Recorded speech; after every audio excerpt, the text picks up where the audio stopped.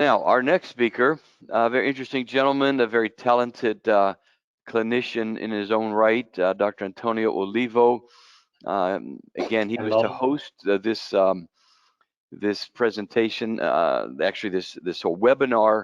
Now we were to be live in his backyard. Unfortunately, again, under the circumstances, we obviously cannot do so, but hope to do that in the future. What a beautiful venue he certainly has. Now, with that said, he's a graduate. I graduated from medicine and surgery at the University of Padua, and in 1994 specialized in maxillofacial surgery at the University of Verona. Graduated with honors subsequently in '99, and then for a period of 3-4 years, he was a clinical tutor and chair of special odontostomatological surgery and lecturer at the lecturer at the Master of Implantology and the University of Modena and Reggio Emilia.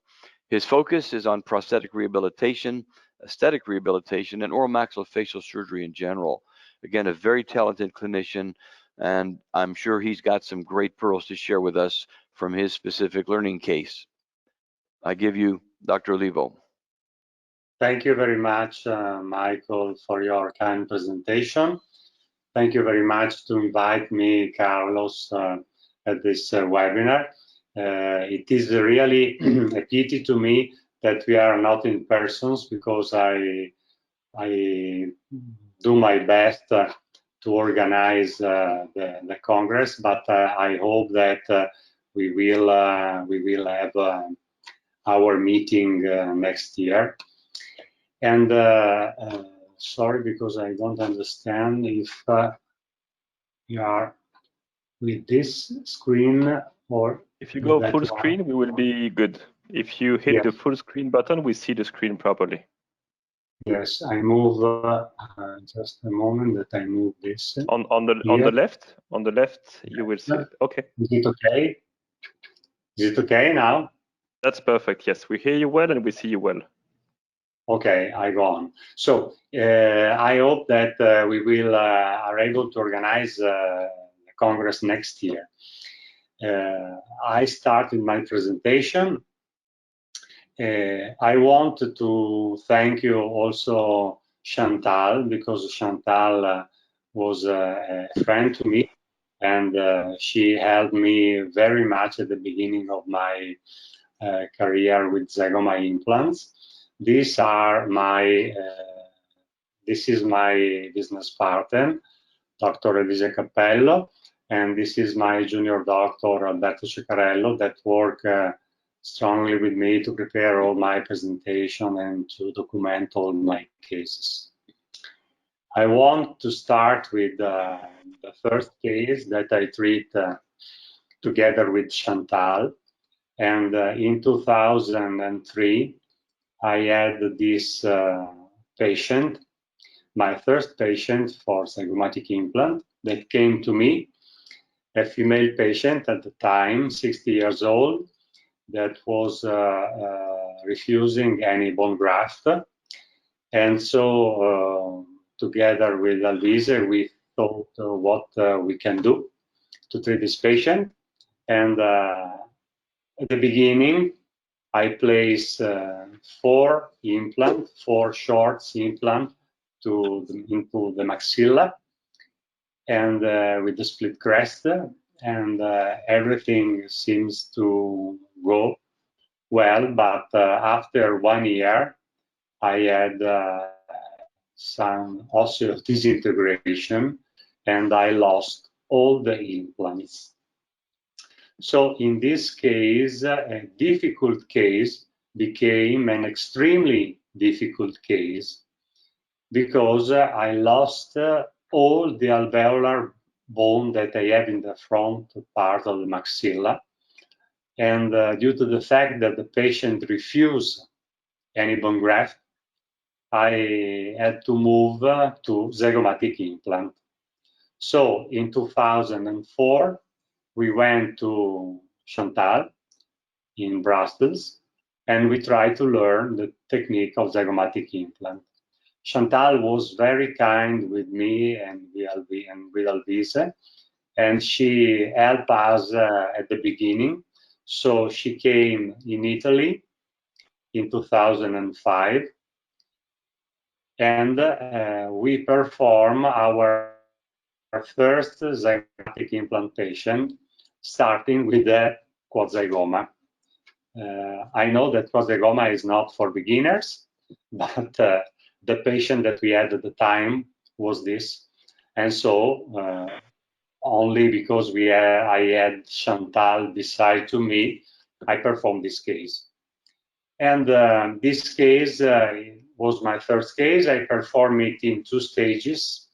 The first stage, I placed the implant, then I closed, and then 4 months later, I do the second stage.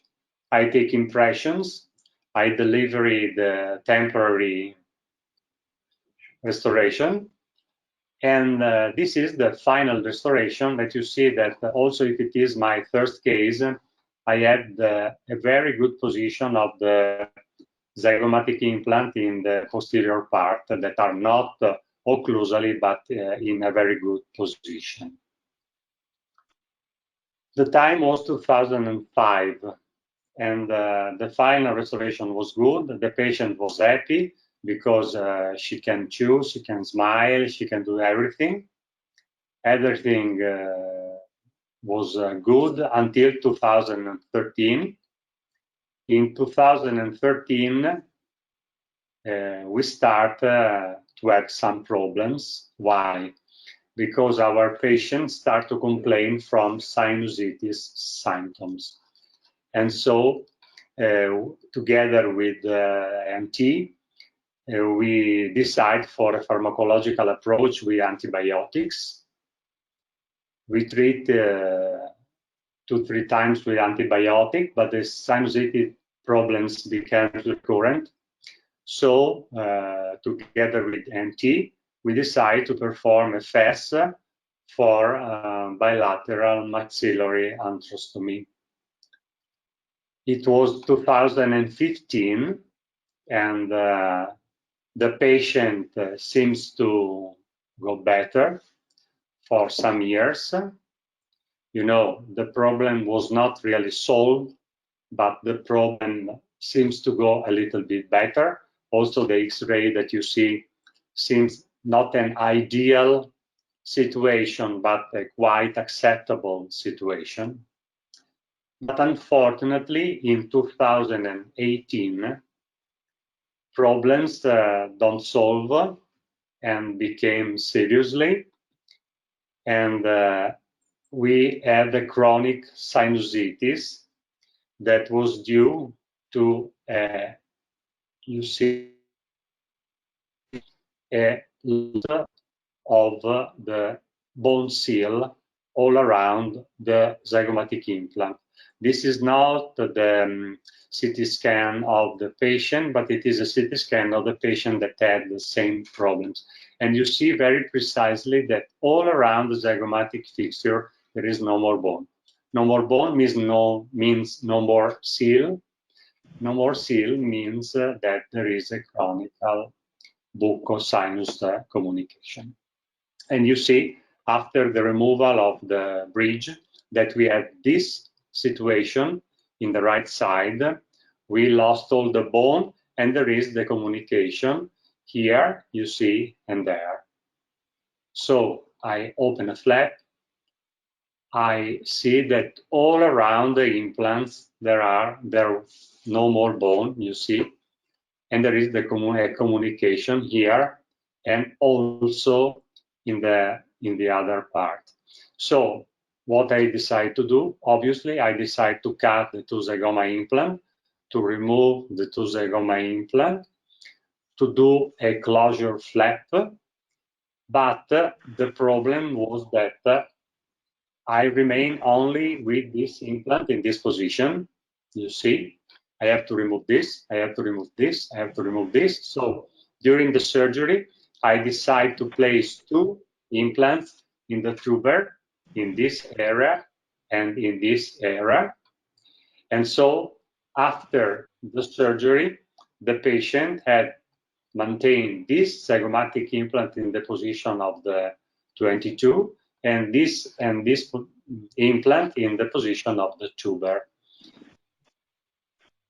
So this is 2005, this is 2018, 13 years have passed. The patient spent 13 years in good conditions with a comfortable situation, but right now the patient is disappointed. And right now the patient is wearing an overdenture retained by 3 ball attachments that I place in the implant in the front and in the 2 implants in the tuber. So what I learned from this experience? I learned from this experience that I can change my approach in the atrophic bone in this way. This is the patient. This is a patient that I treated last year. You see, she is a female patient, 48 years old, wearing these removable dentures, you see, and only with these 3 molars in the posterior region. So I am very happy that some colleagues show that the picture of Brannemark that say that the simplification of the treatment is a key of success for the treatment of the edentulous patient. So in this case, I decide to maintain the bone around this teeth, because you see, I have no bone here, very few bone there, no bone here, but I have still bone here, there, and there. So, and you see, this part is the part that I decide to place 1 zygomatic implant. Why? Because I have this amount of bone, still good, and this lateral wall of the sinus, very flat. So, the posterior region was good in the right side to accept an zygomatic implant. And in the frontal area, very few bone, but really still enough bone to accept short implants. You see, the zygomatic bone was not bad, but not so much large in this part, quite good in this part. And maybe some years ago I performed 4 zygoma implants, but right now I changed my approach. I changed my approach in this way. I remove the posterior teeth and I place in the right side an post-extractive implant and large diameter implant, because I want to take advantage of all the bone I have available. So I remove the teeth, I place this large diameter implant in this way, you see, in this side, and the same thing I did in the left side, removing the 2 molars and placing in the post-extractive socket 2 large diameter implants, this one and that one, you see. And I want to maintain all the bone, because the large diameter implants, in my experience, maintain this amount of bone. Then I move to the zygoma zone, and in zygoma zone I mark with the pencil the direction of my zygomatic implant. I start with the drilling of the crestal bone in this part, you see, and I want to stay completely outside the maxilla. And so to do this, I do this slot with the diamond burr in this way. You see that it is following my track made with a pencil.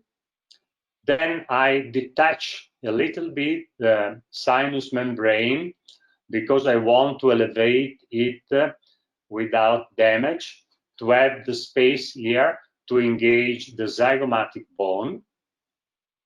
And then with the first drill, I go through the zygomatic bone until I exit in this part with the drill. And then I go to place this new implant, this new design implant, polished in this part, that it is going through the crest outside the sinus, engaging all the bone of the zygoma that I have available. Then I oriented, as we all do, the implant, and at the end I have the implant that it is on the crest but outside the sinus, but with a contact with the maxillary bone. You see, this is what I want. The maintenance of the crest is a strategical point to me after my experience. The same technique I perform in the left side, you see, with the drilling at the crest.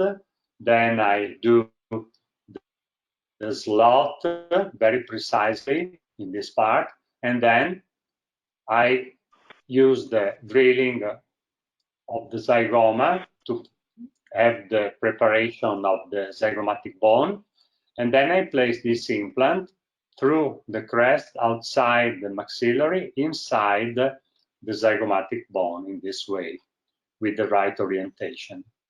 And then in the anterior part, I prefer to do a small nasal floor elevation and place 2 short implants in this anterior part. This is the X-ray, and you see that I have bone here that I use. I have bone here all around the zygomatic implant. I have bone here and here, zygomatic implant in the left side and also in the posterior part. What I want is this. This is not a patient, but it is a patient that I treat with the same technique 3 years ago, you see. What I want to obtain is this. I want to have this line of bone. This is a new bone that we have created in the maxilla, and I want to add this bone at the level of the crest, because this bone means that at the level of the crest we have a seal, we have a bone that it is very stable, and in the future we will maintain this situation with a very clean sinus, with this line of bone and with this amount of bone at the level of the crest that maintain a strong stability of the implant, because the implant has no bending ends. This is the patient just after the delivery of the temporary, and then after 4 months I can see that we have very good soft tissue stability all around implants, you see, and very good polygonal arrangement. And it is very important because in this way each implant can stabilize the other one, and we have a polygon that creates a very fixed stability between implants and rehabilitation. And also you see the implant are at the same level, and this is also a strategic point from to have a good stability of the tissue. Why? Because in this way we can reach a very good hygiene and rehabilitation design in order to give to the patient the possibility to have very good stability of the soft tissue with a very good hygiene. This is the final restoration. You see, this is the starting, this is the final restoration, before and after. This is the smile of the patient. Thank you very much, and I I think that we have the chance to meet next year in Padova. Thank you. Thank you, Michael.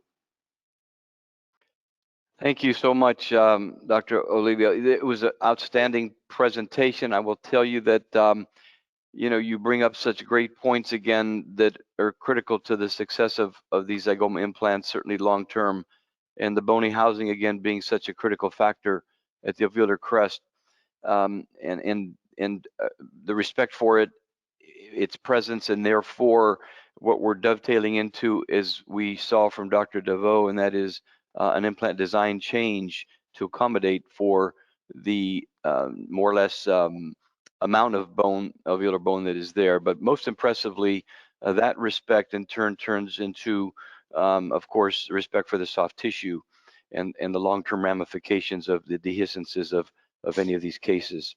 So thank you again for a great presentation. Thank you. Thank you. And I look forward to coming to Italy soon, for sure. I hope so. I wait for you all. Would be our pleasure.